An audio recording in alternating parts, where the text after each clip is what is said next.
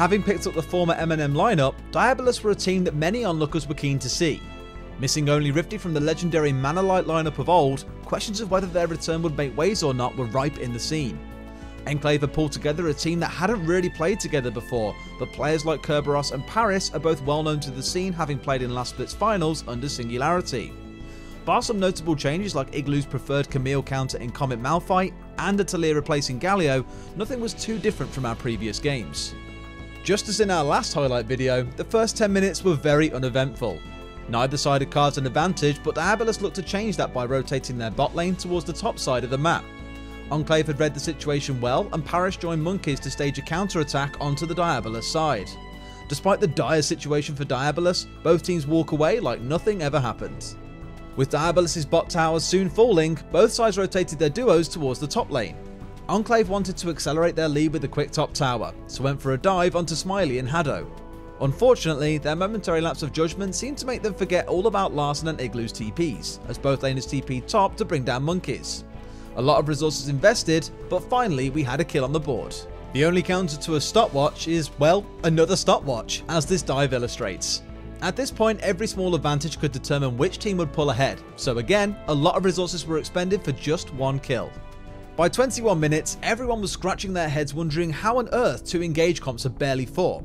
Neither side seemed willing to pull the trigger, although Kerberos felt it was time for that to change.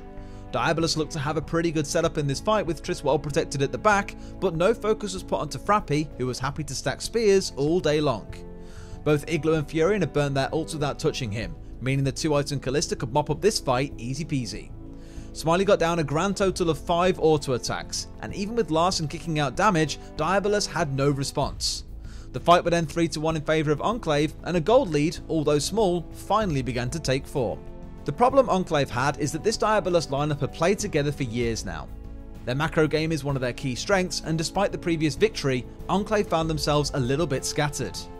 Kerberos was doing what he does best, which is focusing on split pushing, and Diabolus' natural response was to take the Baron. Enclave managed to threaten multiple members of Diabolus, even bringing Igloo down, but with over 300 CS by 26 minutes, Larson was an absolute monster.